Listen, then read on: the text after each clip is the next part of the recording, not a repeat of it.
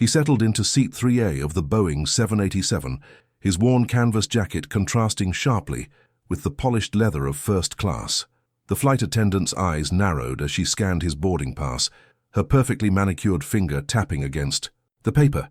"Sir, I believe there's been a mistake. This section is for first-class passengers only," she announced, loud enough for nearby passengers to hear.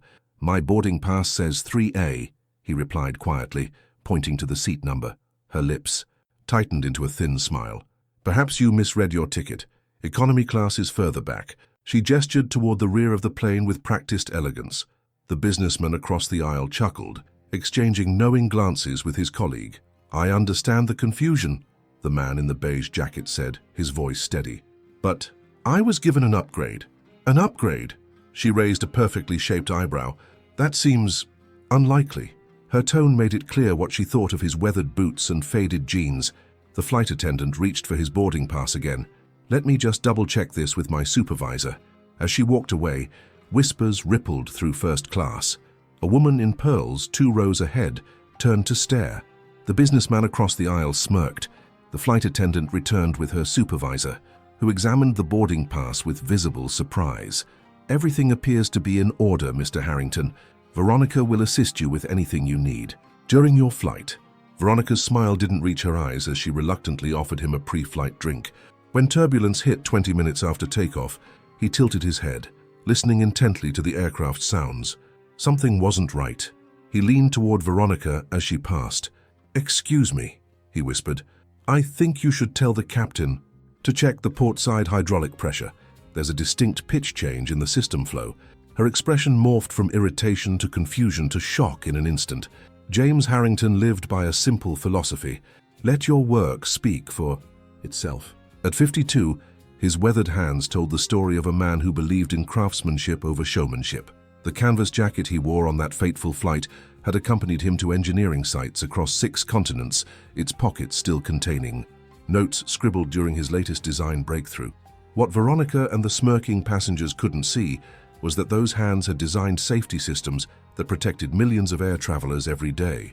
James Robert Harrington was the founder and chief engineer of Skyward Solutions, a company that revolutionized aircraft hydraulic safety mechanisms after a personal tragedy sparked his mission. 20 years earlier, James had lost his younger brother in an airplane accident caused by a hydraulic failure. The loss transformed him from a promising young engineer into a man obsessed with making flying safer. He'd developed the Harrington valve system, now standard in 78% of commercial aircraft worldwide, including the very plane he sat in. But aircraft safety was only half of his life's work. The other half took shape in a converted warehouse in Seattle, where the Wingspan Foundation created customized, affordable prosthetic limbs for children in developing countries. James had started the foundation after meeting 8-year-old Maya during a trip to Guatemala. The little girl had lost her arm in a bus accident, but dreamed of becoming a pilot. "Everyone said I couldn't fly with one arm," Maya had told him, her eyes fierce with determination. "I told them I'll just need to build a better arm." Those words changed the trajectory of James's life. He assembled a team of the brightest engineers and medical professionals who volunteered their time. Together, they created lightweight, adjustable prosthetics that could grow with children, eliminating the need for costly replacements every few months. Last month, James had received a video of Maya, now 23, completing her first solo flight.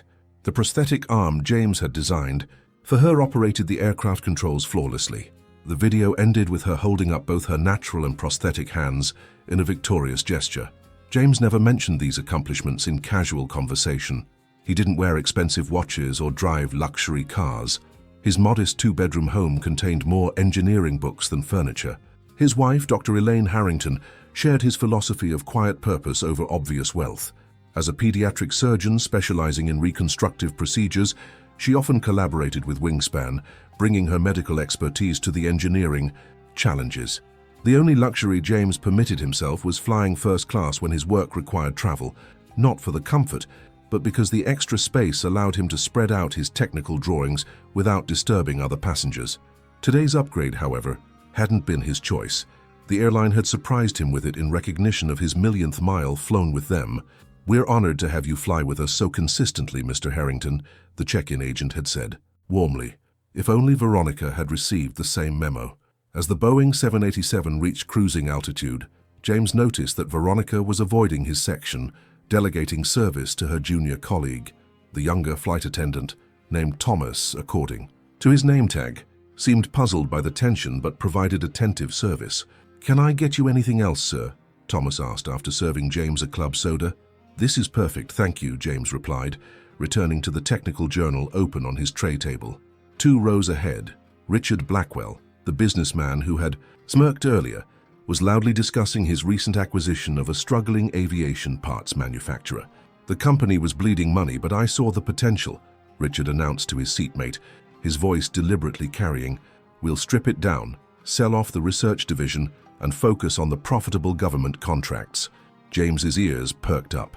The company Richard named was one he knew well. They produced specialized components used in many aircraft, including the hydraulic fittings in this very plane. "Cut corners on quality control and materials," Richard continued, swirling his bourbon. "That's where the real savings are." James felt his stomach tighten. He'd investigated too many accidents where cost-cutting measures led to equipment failures. He made a mental note to have his team look into this acquisition when he returned to Seattle. The plane encountered mild turbulence, causing the drinks to ripple. James's trained ear caught something others wouldn't notice, a subtle irregularity in the hydraulic system's normal hum. He tilted his head, focusing. There it was again, a slight fluctuation that shouldn't exist. A flight attendant call button chimed, and Veronica reluctantly approached his seat. "Finished with your drink?" she asked, barely making eye contact. "Actually," James began quietly, "I'm a bit concerned about—" "If you'd like another beverage, I can get that for you," she interrupted, reaching for his empty glass. James took a breath.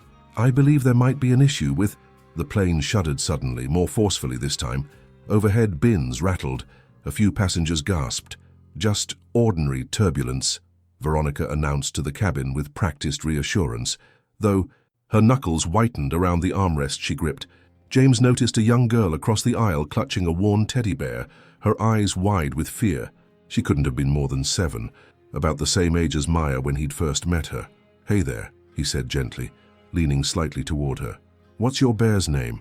"Captain Fluffy," she whispered, clutching the stuffed animal tighter.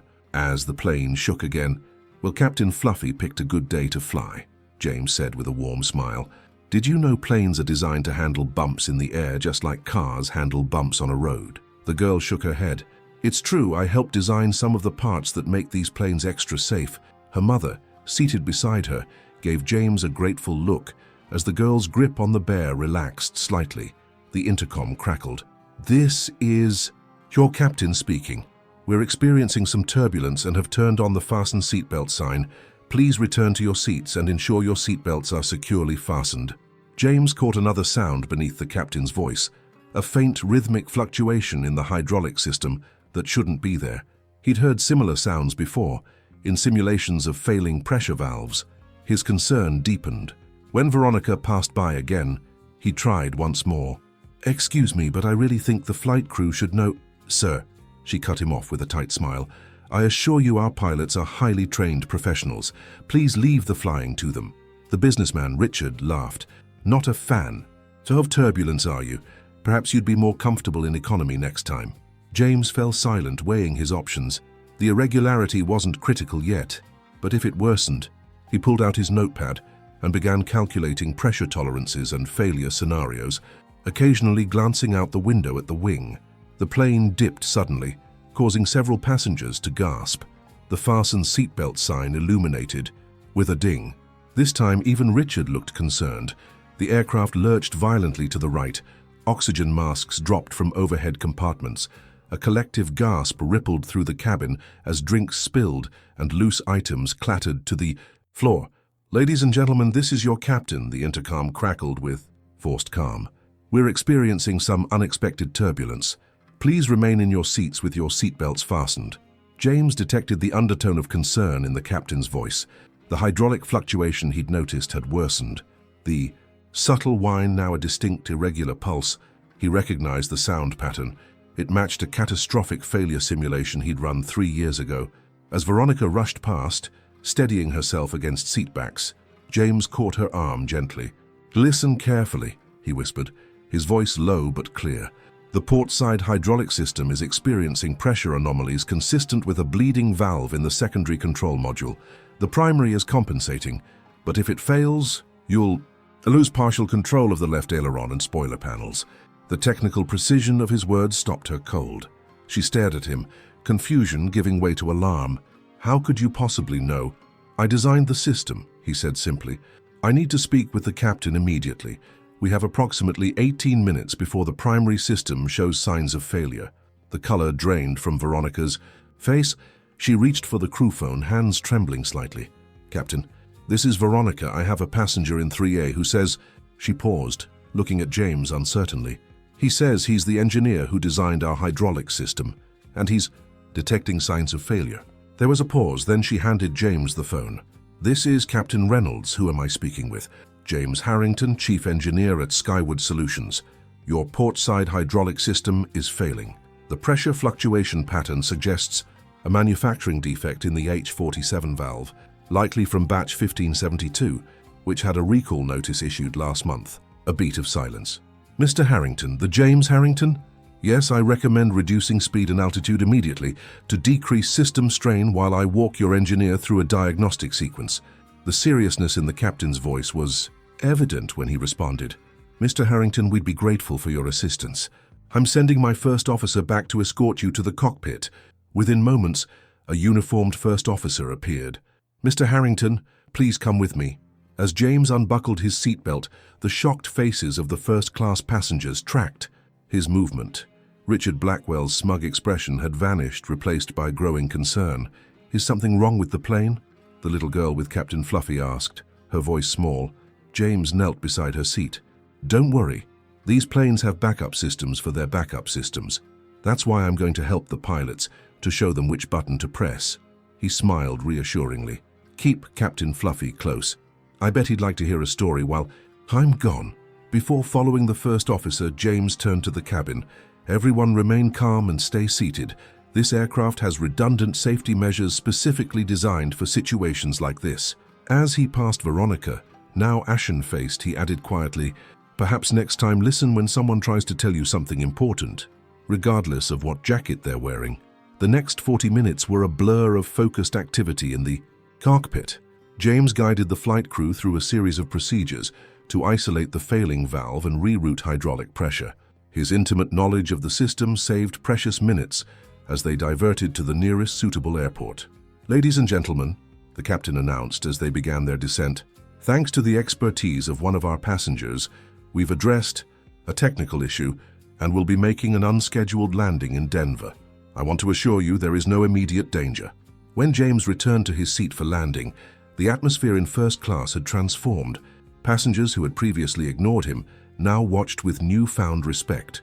Thomas, the junior flight attendant, approached with a bottle of water. "Mr. Harrington, the captain wanted me to personally thank you. He said without your intervention this could have become a serious emergency." If you're enjoying this powerful story about judging others too quickly, make sure to hit the subscribe button now and turn on notifications. Every week, we share inspiring stories just like this one that will change how you see the world. The landing in Denver was smooth, despite the compromised hydraulic system. As passengers disembarked into the terminal, the reality of what had happened began to spread. Airport staff greeted James with unexpected deference after a radio call from the cockpit, and an airline representative arrived to escort him to a private lounge. "Mr. Harrington, on behalf of Transglobal Airlines, I cannot thank you enough," said the airline's regional director, who had rushed to the airport upon hearing the news. "Our maintenance team has confirmed your diagnosis. The valve was indeed from the recalled batch. If you hadn't identified the issue when you did." He left the sentence unfinished, but everyone understood the implications. In the spacious VIP lounge, James sat quietly with a cup of tea, reviewing the technical notes he'd made during the emergency. A tap on the door interrupted his thoughts. Veronica stood in the doorway, her perfect composure now visibly shaken. "May I come in, Mr. Harrington?" He nodded, gesturing to the chair across from him. "I owe you an apology," she began, her voice wavering slightly. "The way I treated you was inexcusable. I made assumptions based solely on your appearance, and I was completely wrong." James studied her for a moment. You know what the saddest part is? I'm used to it. This happens more often than you might think. The captain told me about your work, that you've designed safety systems for almost every major aircraft manufacturer, and your foundation that makes prosthetics for children. She shook her head in disbelief. I feel horrible. As you should, came a new voice from the doorway. Richard Blackwell stood there, looking considerably less confident than he had on the plane. Behind him, several other first-class passengers gathered, including the mother and daughter with Captain Fluffy. I also owe you an apology, Richard said stiffly. My behavior was unprofessional, and after learning about your concerns regarding my company's recent acquisition, I realize we need to talk. The safety implications you mentioned are significant. James nodded, but before he could respond, his phone rang. The screen showed his wife's face. Elaine, he answered, relief evident in his voice. Yes, I'm fine. There was a situation with the plane, but it's handled now. After a brief conversation, he looked up at the group. My wife's flight just landed. She's coming here. 30 minutes later, Dr. Elaine Harrington arrived at the lounge. Unlike her husband, she dressed in a way that clearly communicated her professional status, a tailored suit and subtle yet elegant jewelry. The contrast between the couple was immediately apparent, yet they moved together with the comfortable synchronicity of people who deeply understood each other. These are the people from my flight, James explained, introducing those gathered. Elaine nodded politely but coolly. I understand there was some unpleasantness before my husband saved your lives. Veronica flushed deeply. We treated your husband terribly, Dr. Harrington. There's no excuse for our behavior. No, there isn't, Elaine agreed, then softened slightly. But James has never cared much about first impressions. He's always more concerned with lasting impact. The little girl with Captain Fluffy broke from her mother's side and approached James. My mom says you're a hero who saved everybody on the plane. James knelt down to her level. What's your name? Lily, she replied, clutching her bear. Well, Lily, I just did my job. And Captain Fluffy helped by keeping you brave, which helped everyone else stay calm. Lily considered this seriously. I want to make special arms for kids too, like you do. Mom showed me your picture on her phone. James smiled, genuinely touched. If you're interested in engineering, I'd be happy to show you and your mom around. Our workshop sometime. The airline arranged for all passengers to continue to their destinations on a new aircraft. As they prepared to board, the atmosphere had transformed completely. Respect had replaced condescension. Richard Blackwell approached James one final time. Harrington, I've been thinking about what you said. I'm postponing the restructuring of that parts company pending a full safety review. Would you consider consulting on the process? Your reputation in the industry is unmatched. James nodded. I'd be glad to, assuming we prioritize quality and safety over short-term profits. Richard extended his hand. Agreed. I've learned an expensive lesson today about the cost of cutting corners. As the Harringtons boarded the new flight, with Veronica notably absent from the crew, the captain personally welcomed them. Mr. Harrington, would you like to visit the cockpit before we depart? The team would be honored, James smiled. Thank you, Captain. I'd appreciate that. As they walked toward the front of the plane, passengers from the previous flight nudged each other and whispered. The man in the simple beige jacket was now seen for who he truly was, not by the clothes he wore, but by the lives he had saved. The story of Flight 2274 spread quickly, first through aviation circles, then broader media. An interview request from a major network arrived for James, who initially declined until Elaine suggested a compromise. Use it to highlight the Wingspan Foundation, she said. Think of the children who could benefit. The resulting segment, filmed in the Seattle workshop where James and his team created prosthetics, captured something rare, authentic purpose. Cameras followed as James worked alongside engineers and medical specialists, fitting a young boy with a new arm that would allow him to play baseball for the first time. Many people have asked why I dress the way I do, why I don't showcase my accomplishments, James told the interviewer. The truth is simple. The work matters more than the appearance of the person doing it. The camera panned to a wall of photographs, children from around the world using their Wingspan prosthetics to play instruments, climb trees, ride bikes, and simply hug their parents with both arms.